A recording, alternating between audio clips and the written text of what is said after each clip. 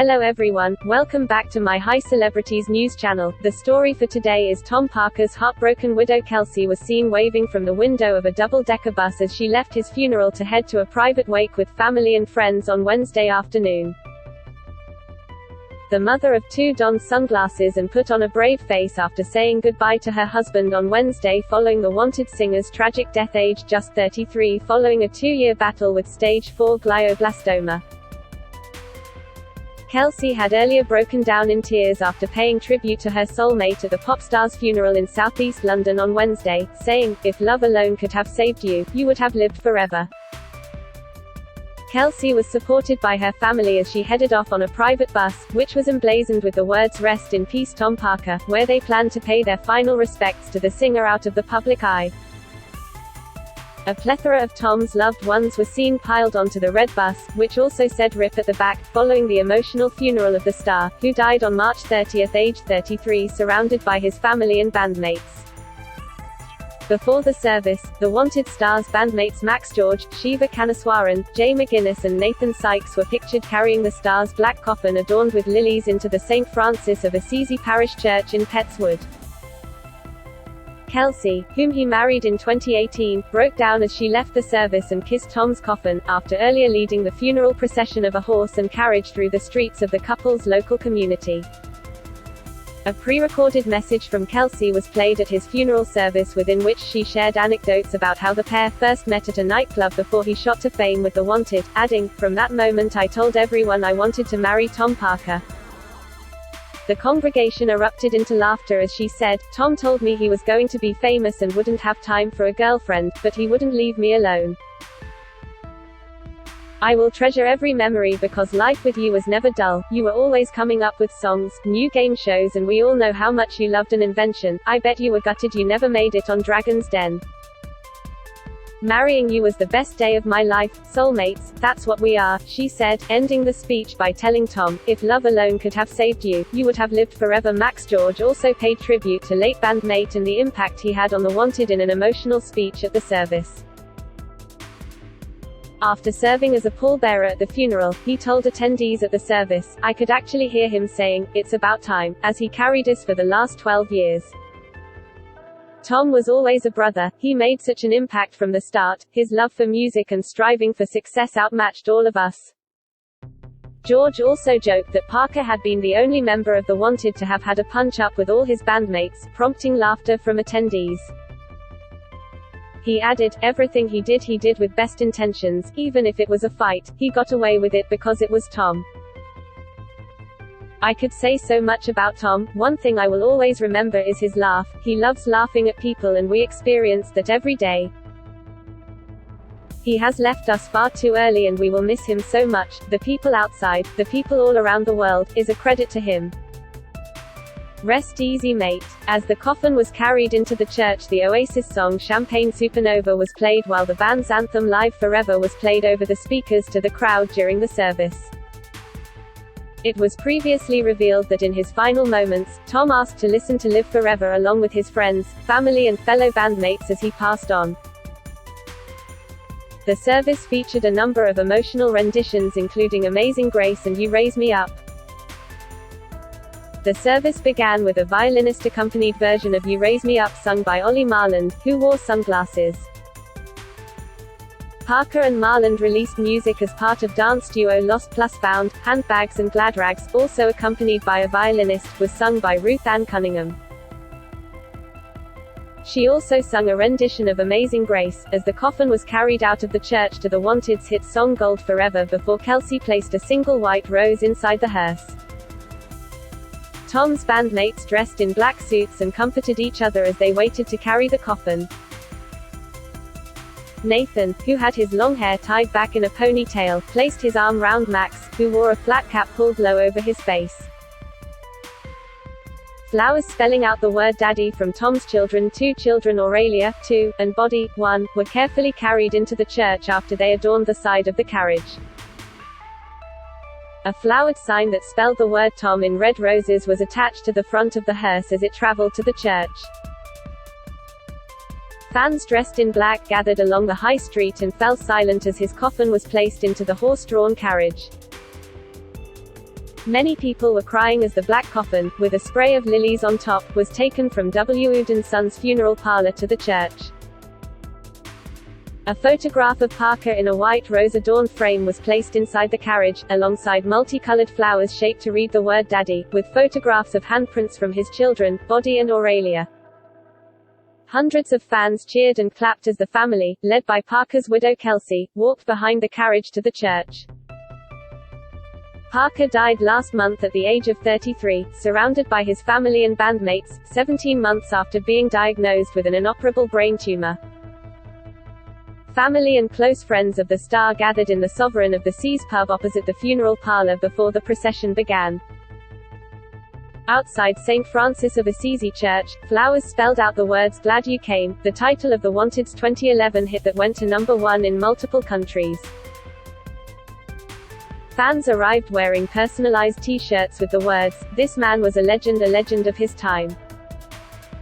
Kevin George and Susan Potter, from Orpington, whose eldest son Daniel died in 2018 aged 22 from an astrocytoma grade 3 brain tumor, were among those waiting outside the church ahead of the funeral of the Wanted star Tom Parker. Asked whether Parker's campaigning for brain tumor research in his final months had affected her, Ms. Potter, who was carrying a framed picture of her son, said, "Of course it did, especially the BBC One interview that they did and the way he dealt with it. It was exactly how my son dealt with it, exactly. In fact, at his funeral we played Bon Jovi, It's My Life, because that kind of message, it's my life, I am going to live it now, I am going to live it today." Mr. George added, "It's good, it is raising the profile as well. He has raised a lot of money for research, which is what it needs. A lot of other cancers have almost been eradicated, they need to have more research into brain tumors." Superfan Stephanie Marek, 29, had flown from Austria on Tuesday to witness the funeral procession. The IT trainee said, fellow fans waiting along the procession route had shared special memories they had of Parker and the Wanted over the years. "I have come all the way from Austria. I came in from London Gatwick yesterday because I saw the announcement Kelsey made and I saw Tom in Nottingham not too long ago and I can't believe he is gone, so I thought I might as well come out here and pay respects to him and give my condolences. They all grew really dear to me and now that Tom's gone physically it really hit hard because you didn't expect it to happen so soon, especially at 33 years of age." Laura Chalk, 24, from Essex said outside Tom Parker's funeral, "I still don't believe that Tom is gone, he has such a special place in my heart. Being here is helping me let go a bit. I think it is nice for Kelsey and his kids to see such a crowd of his fans and show how much he meant to the world.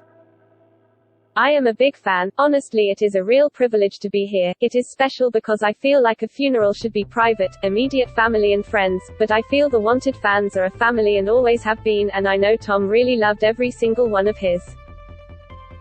Kelsey previously said it would be beautiful to see his devotees line the route to the venue where his friends and family will pay tribute. Kelsey also politely requested that people donate to her GoFundMe account instead of sending gifts and flowers, as she explained the proceeds would be going to causes in Tom's name. She wrote on Instagram, "I am Kelsey Parker, very proud wife of Tom Parker, probably best known for being 1/5 of UK boy band The Wanted, but to those who knew him he was my husband, a daddy, son, brother and friend. As many of you know, Tom was diagnosed with a brain tumor in October 2020 and on Wednesday 30 March 2022 he passed away peacefully with all of his closest friends and family by his side. He was my childhood." The Wanted fans share their memories of Tom Parker as they arrive at his funeral. Kevin George and Susan Potter, from Orpington, whose eldest son Daniel died in 2018 aged 22 from an astrocytoma grade 3 brain tumor, were among those waiting outside the church ahead of the funeral of the Wanted star Tom Parker. Asked whether Parker's campaigning for brain tumor research in his final months had affected her, Ms. Potter, who was carrying a framed picture of her son, said, "Of course it did, especially the BBC One interview that they did and the way he dealt with it. It was exactly how my son dealt with it, exactly. In fact, at his funeral we played Bon Jovi, It's My Life, because that kind of message, it's my life, I am going to live it now, I am going to live it today." Mr. George added, "It's good, it is raising the profile as well. He has raised a lot of money for research, which is what it needs. A lot of other cancers have almost been eradicated, they need to have more research into brain tumors." Ahead of the cortege for Tom Parker, receptionist Chloe Main, 25 from Plumstead and a self-professed superfan of the late singer, told the PA news agency, "It was amazing seeing him perform live. It's horrible that I saw him at the O2 and then 2 weeks later he died. The day he died it really hit me. To be fair, I don't think anyone was expecting it that quickly. I thought he'd have at least another Christmas and maybe next year. He was sitting in a chair but it was amazing, it looked like he was having the time of his life." Ms. Main said she was 15 when she became a fan of The Wanted and had attended around 25 of the boy band's concerts, adding, "He was my childhood really." Laura Chalk, 24, from Essex said outside Tom Parker's funeral, "I still don't believe that Tom is gone, he has such a special place in my heart. Being here is helping me let go a bit. I think it is nice for Kelsey and his kids to see such a crowd of his fans and show how much he meant to the world. I am a big fan, honestly it is a real privilege to be here. It is special because I feel like a funeral should be private, immediate family and friends, but I feel the Wanted fans are a family and always have been, and I know Tom really loved every single one of his." Susie Myaka, 40, came down from Lincoln yesterday, staying overnight in London, to join the service this morning. She said, "Tom's death is just tragic, he was so talented and he was so loved by so many people. I love The Wanted so much, I've followed them since the start so it means a lot to me to come here today." Artie Gledhill, 54, from nearby Orpington said she felt compelled to come to pay her respects to Tom as he was so local. She said, "He was so young to lose his life, and he had 2 children, it's utterly devastating. I just thought I've got to come because it's so tragic to die at 33, it seems so unfair." 2 fans, who had traveled hours to pay their respects to the late The Wanted singer, said it was down to the band that they became friends a decade ago. Katie Thurston, 25, from Bristol, said, "We met 10 years ago at one of the gigs and we've done every gig together since then. Today feels a bit like closure in a way, it's weird because we don't know him but we feel like we do. It's sad because you feel like these people are going to live forever, you put them in a little bubble. We were devastated when we heard the news." Katie and her friend Tilly Gilfedder, 24, said they saw The Wanted live for the last time just 6 days before Tom passed away. The pair had attended 6 dates on the band's reunion tour. Katie added, "It was a shock even though deep down we all knew it was coming. I think we thought he might have a little bit longer, although it was expected it was still very upsetting." Tilly, who had traveled all the way from Leicester to join the service today, added, "We've been fans of The Wanted since day one. We've been here since the beginning and we're here till the end." She explained that it's her birthday today but she felt compelled to pay her respects to Tom instead of celebrating. She added, "Tom meant so much to us, our memories of him will last a lifetime, we wouldn't miss it for the world. Our hearts are truly broken. Tom was the center of our world and we can't imagine life without him, but one of the biggest sources of comfort over the last 2 years has been the outpouring of love and support we've all received. We can't thank everyone enough for holding Tom, myself and the children in your thoughts and prayers, for lighting candles and sharing beautiful messages of hope and condolence." Kelsey explained how she desires to turn the grief into something positive and keep Tom's memory alive forever. "We want to take everyone's incredible love, support and generosity and turn our grief into something positive and to keep Tom's memory alive forever. We politely request that instead of gifts and flowers, donations are made to this GoFundMe account with all proceeds eventually going to amazing causes in Tom's name, to help others in need. We simply couldn't have got through the last 2 years without the help and support we have received, and if we can offer it back to others that would be the best way to honor Tom and make our 2 children, Aurelia and Bodhi, proud," Kelsey said. She signed off, "From the bottom of our hearts, a huge thank you. If love alone could have saved Tom, he would have lived forever." To date, the fundraiser has surpassed the goal by £30,000, with donations amounting to an incredible £58,000 on the day of the funeral. Tom ensured his young family were provided for by buying a forever home, touring and writing a memoir just months before his death from brain cancer aged 33. While bravely sharing every stage of his cancer journey, the singer detailed how it was his #1 priority to provide security to wife Kelsey and the 2 children Aurelia, 2, and Body, 1, in the years to come, as he faced an uncertain future. Speaking on Channel 4 documentary Inside My Head, which aired in November, the musician revealed his new home, saying, "This is gonna be our forever home. It's important for me that obviously the kids and Kels have got somewhere nice to grow up. I don't know what's going to happen with my health over the next few years, so as long as they're all right and they're all good here, that's all that matters. We're all going to grow old together here, fingers crossed." He added, "Been through tough times, to be honest, and in preparing to buy a place like this, who would have thought? I'm proud of myself." In September 2021, 11 months on from the diagnosis, Tom sang at the Stand Up to Cancer show at the Royal Albert Hall and even embarked on a greatest hits tour with his bandmates when the tumor was confirmed as stable in November. But a close family friend revealed that Tom's condition deteriorated rapidly once the tour came to an end earlier this year. Tom loved touring. He was an absolute rock star and determined to join the boys on stage. He was enjoying playing 2 songs a night and was doing well performing, but it really took it out of him, the source told The Sun.